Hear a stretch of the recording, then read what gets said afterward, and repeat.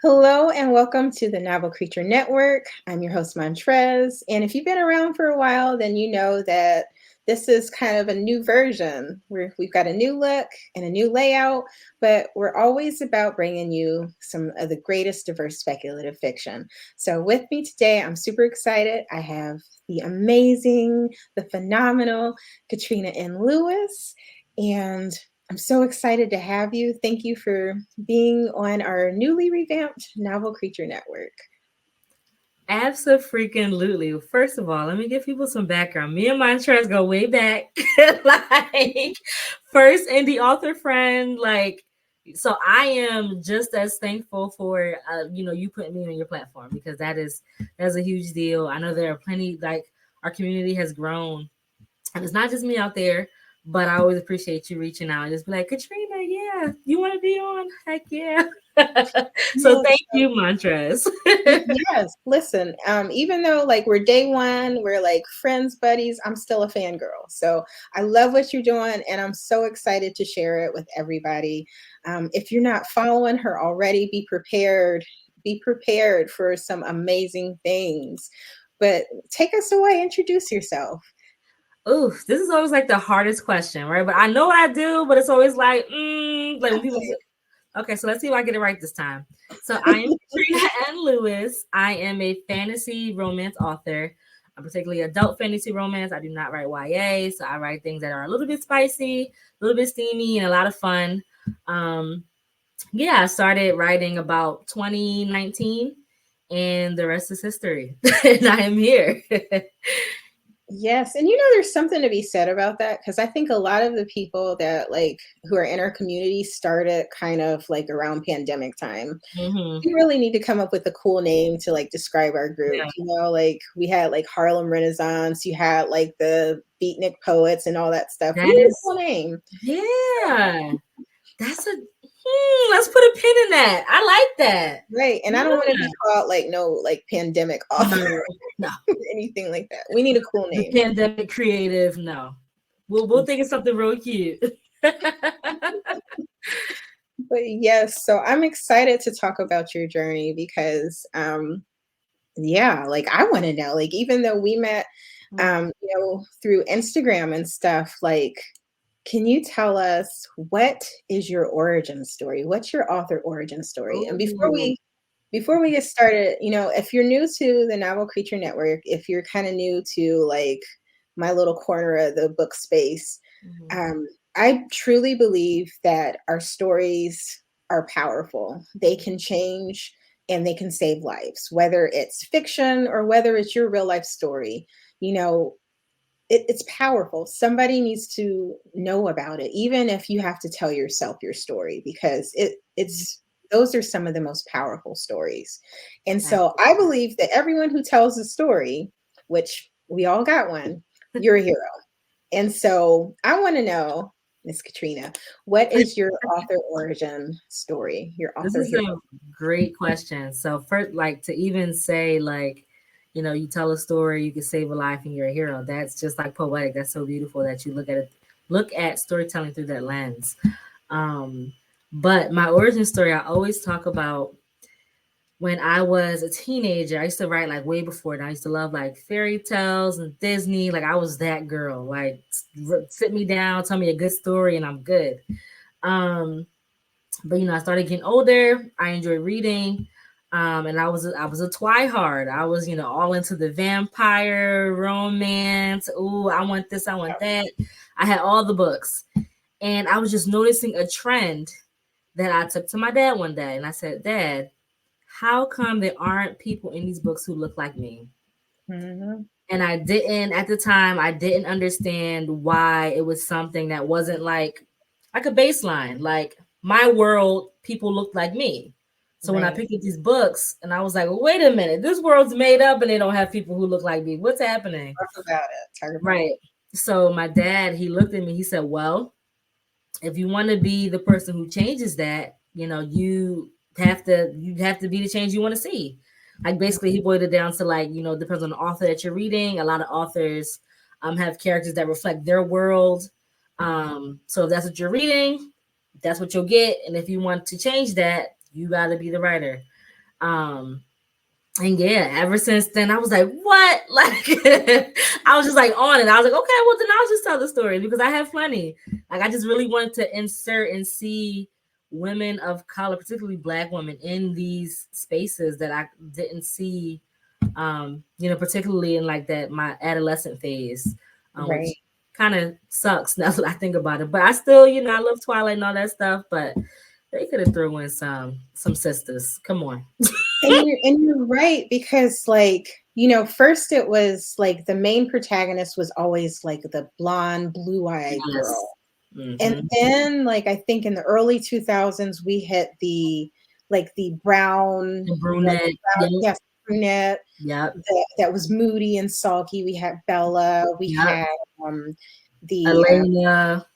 yes, Yeah. we Even though had Elena in the books I heard is blonde, blue eyed, but TV show we got right. dark hair, dark eye. And then like even with our dystopian sisters, Yes. we had Hunger Games. We Hunger had Games. Yes. what was What's the other that? one? Divergent. They were Yes. all brunettes, all white Yes. brunettes. All So white like, women. Yes. and I so got you did. tired of that real fast. Exactly. So Yes. that's definitely that. I think that resonates because a lot of us we love those stories, but Mhm. like it's like all the girls, all the main characters don't look the same. Yes. You know, throw some color in there. Throw some variety in there. Let us all be Yes. able to put our feet in those shoes. So definitely, I'm so glad you listened to your dad. But how long did it take you to like? So how old were you at that point when you came to him? I had to be maybe like 15. Mhm. And then so in high school, I used to like write fan fiction for my friends. That's so embarrassing. I hope they never like pull one out like, Katrina, write this. But that was 15-year-old me, y'all, not this me. But I started like writing fan fiction, and then I used to read a lot of fan fiction, so it kind of like helped me like write. And then yeah, then finally I used to be like, not used to be, because sometimes I still am. I used to be really afraid because there's like an intimate piece when it comes to like sharing your work with somebody, because it's a form of art. And a lot of authors, I know, like me, I hold my work very close to my chest. I'm like, oh, this is my baby. Like it feels like I pushed this book out and like had it, gave birth to it. Um, so for a long time, I was nervous to even like share my work. So after like the fan fiction period, I was like, okay, like that's it. I don't want to, because it wasn't really me telling the stories I wanted to see. It was me still inserting pretty much like white women into these storylines that we already knew and loved. Um, so because I wasn't doing that part yet, telling my stories made me nervous. And then 2019 came. Well, really, yeah, 2019, like that summer maybe. I kept thinking of this story that I had in my mind. It was A Crimson City, was my first short story. And I was like, I just want to write it. I just want to write it.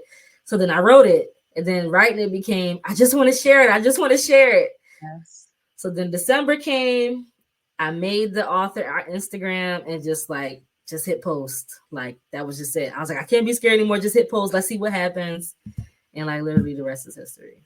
And I think like you bring up something, and fan fiction is nothing to be embarrassed about at all. I bet if like your friends pulled out those pieces, you'd be like, ooh, ooh, you I know. don't know how good I was though. I might have thought I was a little Shakespeare, or I don't know. I used to write fan fiction. Like I don't talk about it often, but I used to do like Lord of the Rings fan fiction, and I think I've got some Star Wars stuff, Oh my gosh! Yasha stuff. So Yes. like I think that's you're in good company. But if you find some of those, that's probably like Mhm. that's gonna be hot stuff. Like we're Yes. gonna want to see it. Right. So along that line, because every hero, we have our origin story, but we also have our own special ability, our own special power. And I think a lot Mhm. of that flows into like our voice, our style, and Mhm. the things that drive us. Mhm. But for you, how do you define your creative superpower? That's actually a really great question. How do I define my creative superpower? I think my creative superpower really comes from, it might sound kind of corny, but it comes from within. Like, I feel like I've always been someone who kind of like has a lot to say. Um, and like me writing is like that channel of me sometimes saying what I want to say and like packaging it up nicely, putting a bow on it, saying, "Here, buy this book. You might actually like the what it has in it." Um, I don't. Yeah, that's a really good question. I think so. It's so 2019, so 4 years maybe. I feel like I might even still be trying to like figure it out myself, like what my creative superpower is, because I feel like I've grown so much as well as a storyteller, as an author, that maybe my voice in 2018, 19 isn't the same one now. Like I have the same like core, but of course, like I've grown in different ways and maybe like, oh, I don't care about this as much and this is more my focus. But I know it definitely comes from within because I have a lot to say and I'm just like, this is how I'm gonna get this across. I'm gonna put it in a nice book, make two people fall in love, let people talk about it so it could be like, to the forefront. Maybe it's something that needs to be said. And I think particularly like even just thinking about that. Mhm. Um, so like for example, like how most of my characters are dark skinned black women.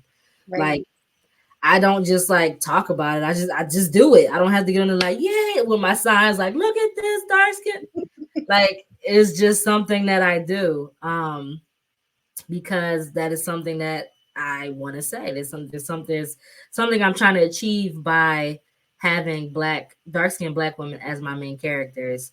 And I think channeling, my inner voice and trusting that inner voice is part of my creative superpower. All the rest of the stuff I'm still trying to figure out. Well, trusting yourself is huge because, I tell a lot of people that I work with on their stories, when I edit, like you have to trust that creative instinct Yeah. because a lot of times I feel like what we confuse as or what we perceive as writer's block is Mm-hmm. really just our brain saying, hey, this isn't the best route for the story. Yes. Mm-hmm. Let's reroute. And a lot of times because we don't trust that inner kind of instinct, because the story it came to you for a reason. So Right. you can more than tell it. And so I think that's an amazing superpower to have. Is, embracing that inner instinct so you can tell the story as authentically and skillfully and Mm-hmm. unapologetically as yourself as you want. Right. But I also want to say that like I think, I feel like there's a lot that comes from your work and something that really impressed me was the fact that you were unapologetically for the Black woman. Yes. Looking at your slogan, originally, and I wanted to wear the shirt. I was I got two Stop. of them. So ask her about the shirts, and if I can find it, I'm gonna tag it in the video, or find some way to show it because it's one of my favorite things. But it really resonated. You talked about Black girl magic and Mhm. adventure, and I, Yes. I feel like for so many of us, we just want to go on the big adventures like all the Yeah. other characters that we grew up on seeing without, like a whole lot of we just want to have fun. Yes. And and Please. I think, looking at your message, like from the shirts to like your bio on Instagram, I think that really resonates and is just such a strong part of your voice because like, and we'll get into it, but like the level of representation and nuance you give to the Black woman in your fantasy is just superb. And Oh so my I just gosh, wanted to thank you. say hats off for that. Like you are definitely a hero for the I'm sure Black it's how woman. I'm trying, so thank you. That means a lot. Like I might go cry after this. As you said that. No, I mean it really resonates. Like if you just want like a great fantasy and great representation that where it has that nuance and that like care, you know Mhm. what I mean? Like you can tell that you really put thought and love into it. And we need that. Like when Yeah. I see the stories save lives and can change lives, you don't know who's going through a hard time and they pick up Yeah. that beautiful love bites and Yeah. just what they needed to get through the day. Right. So yes, but so we talked about your strengths, but what's your kryptonite? What's your biggest challenge, or what is a challenge that you've faced and maybe overcome? I know the answer to this one. My biggest challenge is I am a Panther. And I'm a Sagittarius with Gemini placements in my big three, two of them. I can be flaky and I know it. So sometimes I'll get really excited about something, write like 20 chapters of it, and then go, this isn't fun anymore. I don't want to write. I don't want to write this anymore. Like almost in tears, like this is so stupid. Why did I do this? And then the Panther thing, again goes back to me just being like shoot from the hip, like yeah, this is gonna work out. Like y'all, I wrote my first book, and I didn't some people have book Bibles, and Mm-hmm. I should probably have a book Bible. I kept forgetting what side the scar was on. I was like, oh my goodness. I had to search. I was like, search scar. Okay, it's on the left side. And I would go, wait, it's on the left or the right? That is definitely my kryptonite. I'm trying to be a reformed planster, so not taking the full shoot from the hip away from myself. I feel like that's where I get those boosts and sparks of creativity, where I'm just like going. But I do have Scrivener. I'm getting used to like putting notes down, knowing what the whole world looks like. It could be a little boring and a little taxing, but I'm trying. Listen, okay, can we talk about Scrivener? Yes. Because that's a whole beast in and of itself. Like I gave up on Scrivener. So Scrivener is like a software that a lot of writers use for different things. You can outline, you can like bullet point your stuff. Scrivener. There's just like almost too much, maybe. So for me, Scrivener is like the Excel for writing world, like yes, some that's people, yeah, they love Excel, but like for people like me, it's like a whole nother language, and the amount of time it would take to like learn everything, I might as well put it in my little Word Google Doc. Yes. Figure it out. I'm not gonna lie. It took me, this is my third Scrivener try, and it finally stuck. I would download it, and again, probably because I shoot from the hip, probably because I had those Gemini placements, I would download it, try for like a week, because you only get like 30 some days to like see whether or not like you're gonna actually pay for it. And I would get to like day 5, day 10, and be like, nope, don't want it. Get deleted. And then I would just come third time. Finally, it stuck. Third time, probably over like the course of a year or two. Like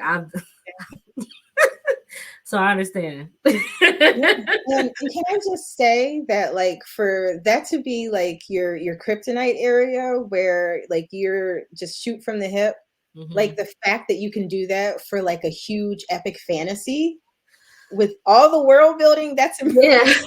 That's impressive. Don't be like me in that sense. Write the stuff down so you know what side the scar is on. like all of that, like because you had a whole huge world like attached to it. So that's like impressive. Like wow, I don't know how you did, and it was like your first major like big book too. I did it either. It's like a miracle. It was, Montrez. It was. Awesome. And it took a lot of help. Don't be so surprised. You definitely were one of the ones who were helping me through Heavy as a Head, Love and War. I was like big time struggling.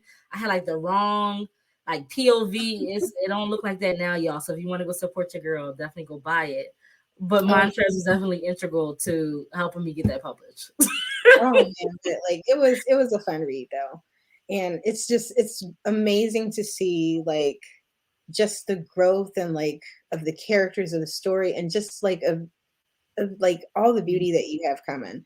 So like if you didn't know already, you're like one of my auto-buy authors. So I'm super excited to have you. And so excited to talk about like all the worlds that you have coming.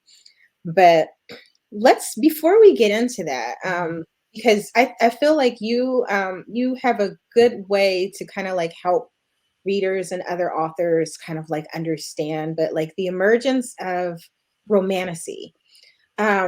What is it? And what's the impact that you would like to make? I think we've touched on it a little bit, but can you talk about like the like what it is and how it fits in the scheme of fantasy?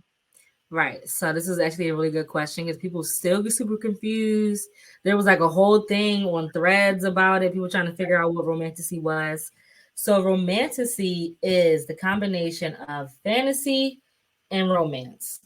It is a romance, sounds backwards, with fantastical elements.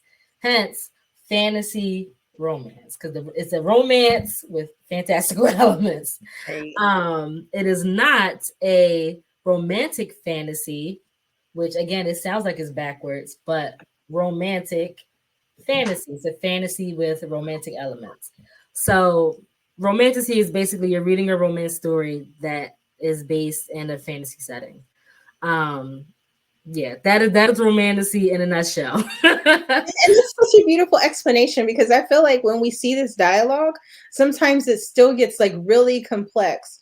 And so Yes, I knew like you'd be able to kind of like break it down. Like you do such a beautiful job of breaking it down in a way where it just makes sense. Like, right. you know, Because it does, because we have the term romantic fantasy, and that is not what it is. If you're reading a romantic fantasy, you're going to get a fantasy with a hint of romantic stuff. So basically, right. a romantasy, if you take the romance out of the story, then there's like nothing left.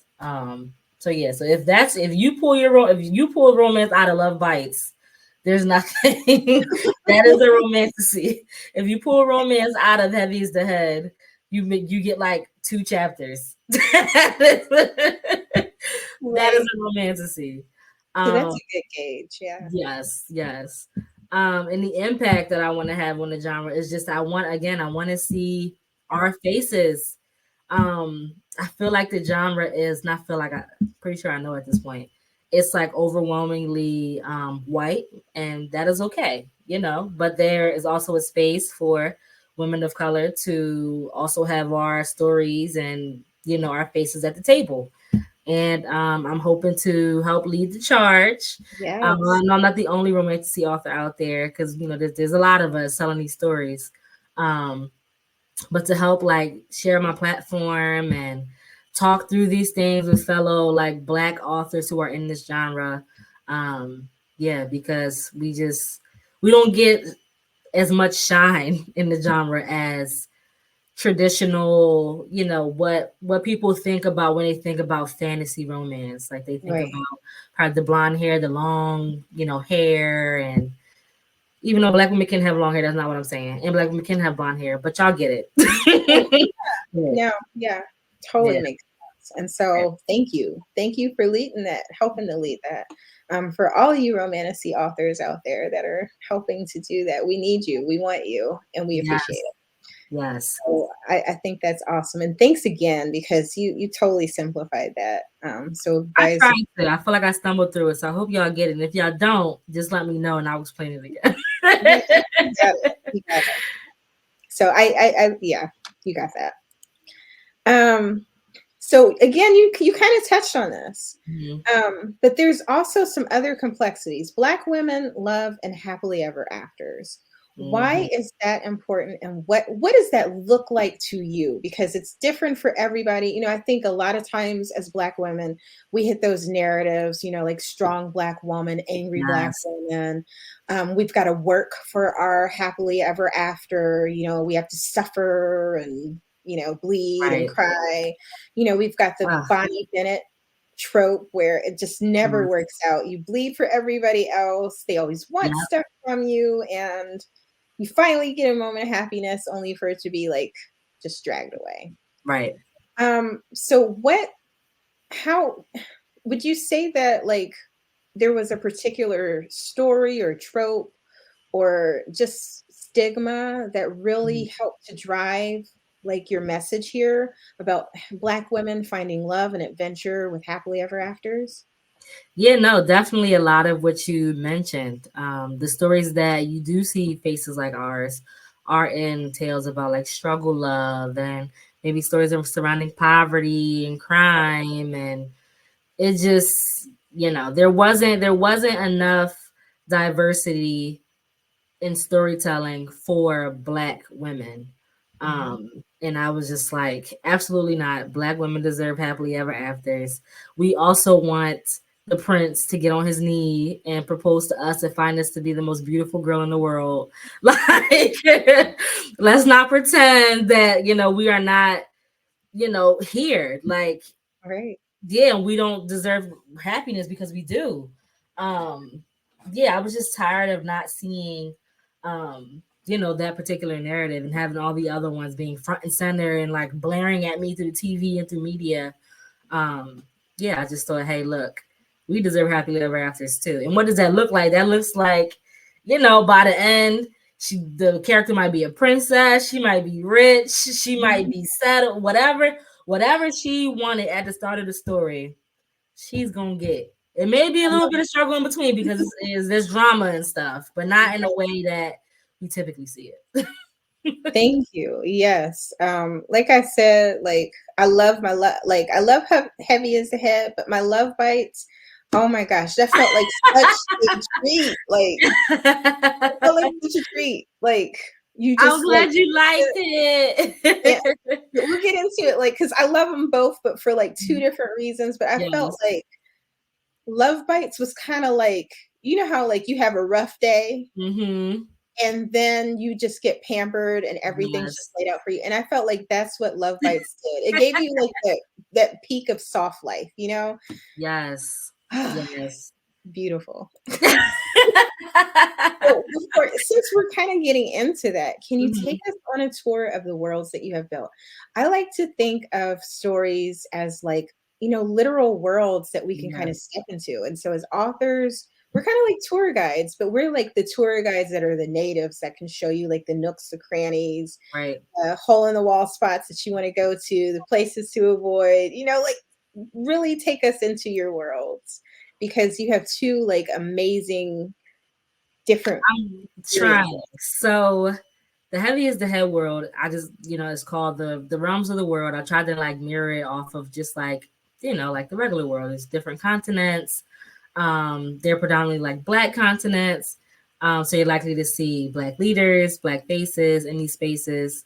Heavy is the head also took place in Dragoon. So that is like try to serve as a multicultural city, ruled by a group of dragon shifting monarchs who are actually like cursed.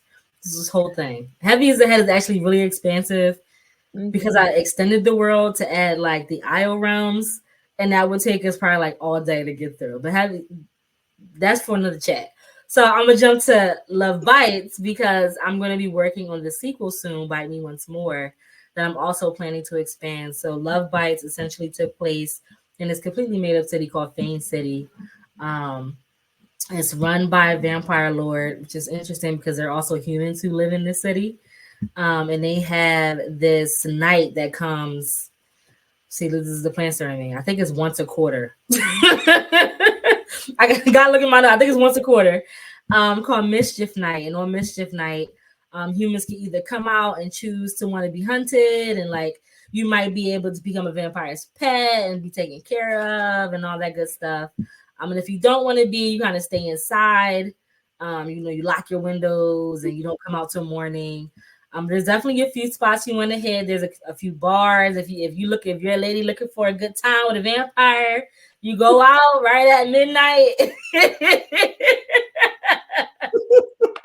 But I am working on expanding Fane City because um the Bite Me Once More is going to actually, sorry, that's my cat, is actually going to feature another protagonist as the lead, and it's going to start somewhere else without giving too much away. And we're going to come back to Fane City. So Okay, so can this be like, can I, and you don't have to like say it, but is it her friend? No. so Have we met I've the heard character? that. I've heard that, but it's not. Okay. Have we met the character? No. Completely. Oh, It's this character though. So I'm introducing this character, a little bit of her world, and her world is going to be very impacted by the events that happen in Fame City. Because if you Ooh, remember, Love Bites ends kind of on a cliffhanger. it does. Yes. So I'm so glad that you're expanding that because like it was a satisfying ending, but it was like, oh man, like the stuff is really gonna hit the fan now because ooh. Yes. Yeah, the So tensions were kind of boiling over. And I'm kind of looking at it now like because Heavy is the Head was very it was more epic. It was more on the epic side. It was more imaginative, a little more expansive than Love Bites, because Love Bites takes place kind of like this pseudo real world where there are vampires and magic. I'm kind of looking at like the Fame City Love Bites expansion is kind of me tapping into like paranormal, urban, maybe a little sprinkle of contemporary, but still keeping, fantasy romance at the forefront of it. So you'll still get that, but it's just like more on the like less epic fantasy side. and again, I just want to say that the fact that you did not plan that Yeah. huge epic fantasy with the expansive world is just like Yeah. wow. The map is right above me. So I have two, one, two, three, four, five, six, seven. I have seven like pieces of land. There's a couple islands on it, so they're not all continents. And then I have another map that's like those are just islands, island continents. Um, and there maybe be like five or six of them on there. So yeah, it's definitely yeah. I don't know how I did it either, but I'm now working through as I continue to expand. I'm going back in. I'm using Scrivener. I'm like going through my notes, my book, writing things down, make sure I remember, this is where Kusini is, and this is what they do. This is what they look like. This is their leader. For our Heavy is the Head fans and who really love that world, and I mean, like you got like a huge world in there. So will we see like more stories set in that world? Absolutely. Awesome. Absolutely. Plenty. Awesome. Plenty. Yeah. Yeah. That world is not over. Awesome. There's Yeah, like you said, there's too many places and I done built the damn thing. we need all of that. Plenty. That's awesome. So let's see here. So I just want this would be for like our viewers, our novel creature peeps who are tuning in. Let us know what you prefer. Comment and let us know, are you for the vampires or are you for dragons? And to me, this is a hard choice because dragon shifters and just dragons in general are like amazing. And they were so epic in that world that you made like and then you have vampires. I mean, you can't really go wrong with vampires. So let us know in the comments. You want to know something interesting? Here's some tea. I don't really like vampires. I don't. I think like that is one of the worst creatures you can be. Like, like I don't want. Like, I love food. I don't want to give up food. That could be why. And Love Bites, I kind of like world built around it. Like as long as they drink enough human blood, they can eat food. Because who wants to give up French That's fries? a good I'm not giving point. that up. That's a good point. Now I have seen like in some books where like they make the food taste like or they make the blood taste like what Like, people eat, but there's uh-uh. no replacement. There's really no replacement. Then you So gotta like, you gotta keep it a secret. Can you tell the people you love? Am I supposed to now turn my mama into a vampire? Because now I'm gonna live forever. She absolutely not. Please we're don't just not tempt going me. for that. And then Please like don't tempt me. what if blood makes you squeamish too? Like does Yeah. that go Oh, away or the smells. Oh, that is like one of the worst things you can think. Now they are attractive creatures, but usually. usually, but please don't turn me into a vampire. Please. That is a punishment. Please. And on the dragons. So Yeah. we know what side of the question you're on. But let us know though. All of our novel creatures out there, tap into the comments and let us know what you think. And if you are into vampires, definitely check out Love Bites.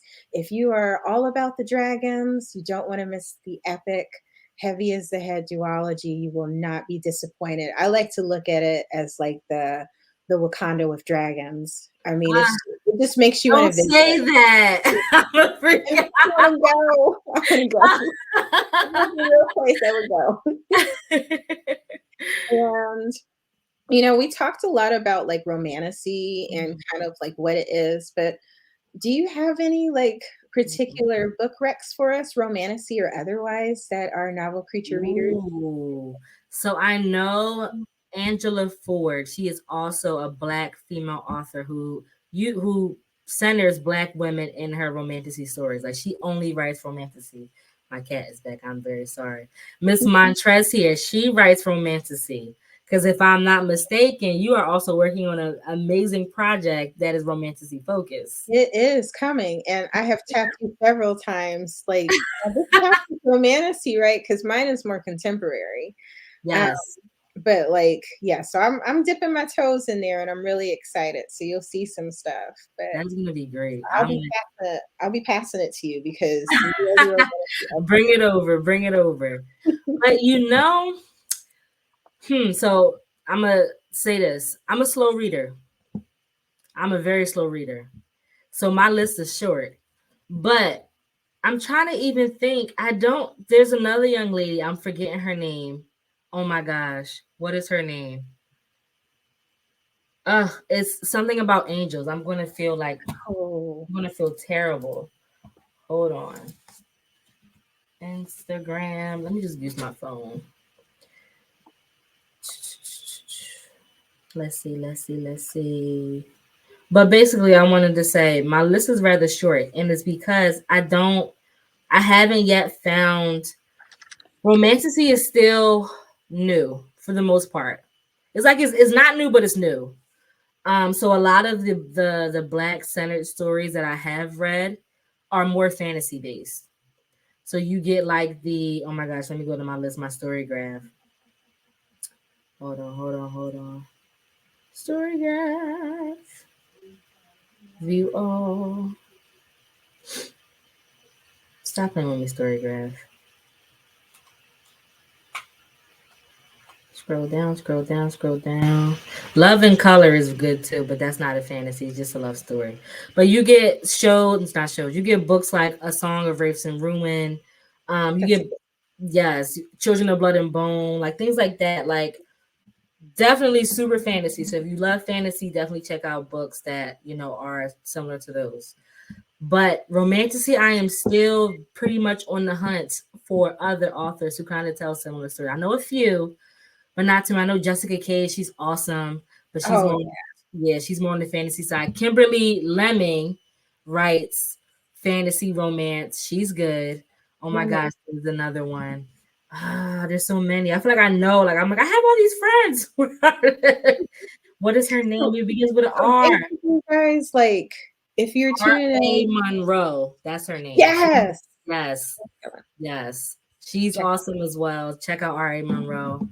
So we're out there and I'm still searching as well. So my list is a little short, but just everybody be intentional with what you're reading. And I think that's, shout out to everybody who thinks that they're a slow reader. Really, I don't look at that like that, and I don't push that. You read at your own pace, just as long as you're enjoying Yeah, listen, and you're I'm you're slow. having fun. There's no shame in that on this network. I There's no shame in that. thank you, but I'm slow. They're like, have you read? I'm like, not yet. There was another fantasy romance that I believe came out too. Oh my gosh. It had romantasy elements. And it was like super popular. Everybody was reading it. Oh my gosh. You guys talking about House of Marion, are you? Yes. Yes. Yes.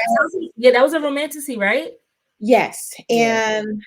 And House of Marion made me want to like I wanted to put on a crown, a big dress, Ah, some tea, and just enjoy like all the Black Girl Magic books. yes.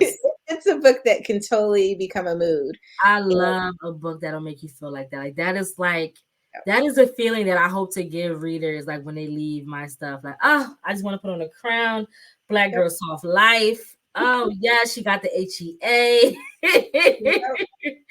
put this ball gown on, this corset.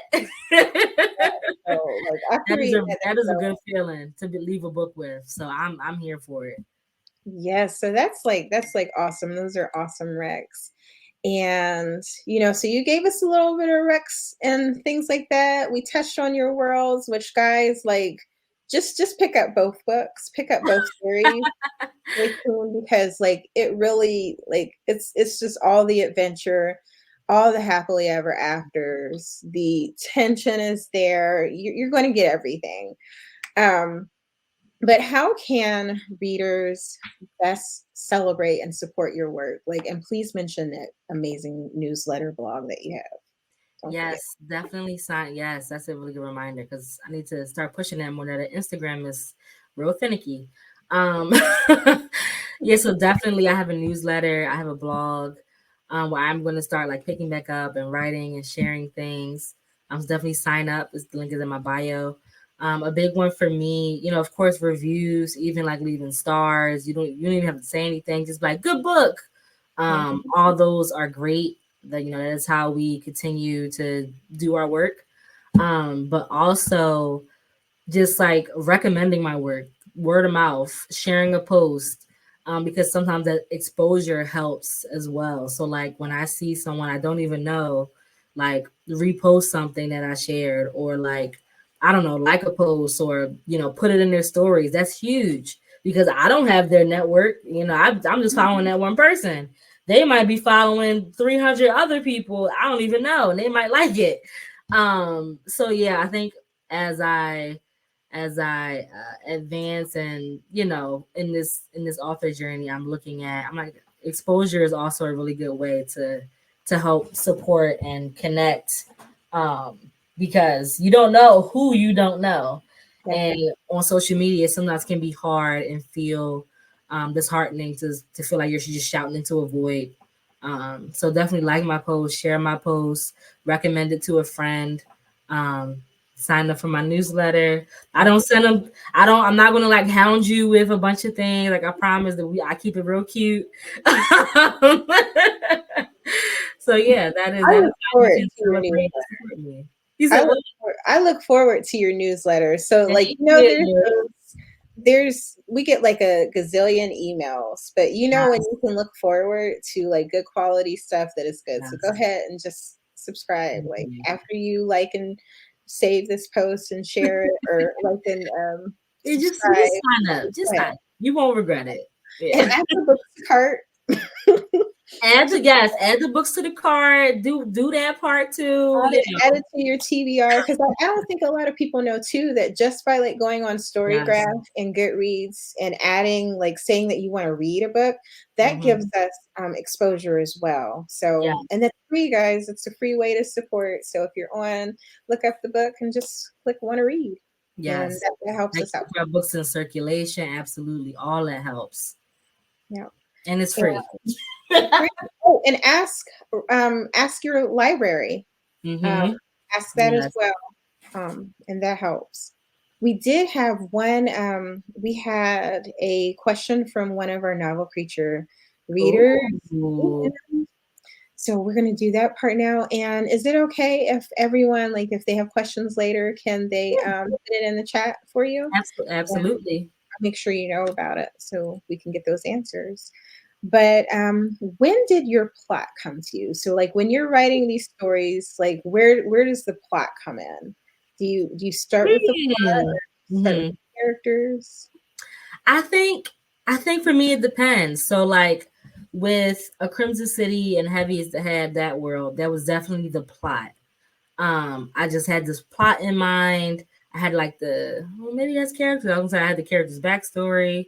I knew like I wanted them to be a cursed dragon family, so they weren't like celebrating this magic. They were kind of just like, they were cursed and they were kind of abusing it, taking advantage of people who weren't cursed.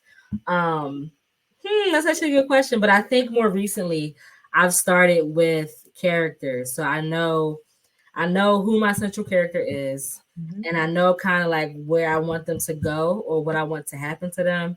And then I kind of like work forward and then back up and then down.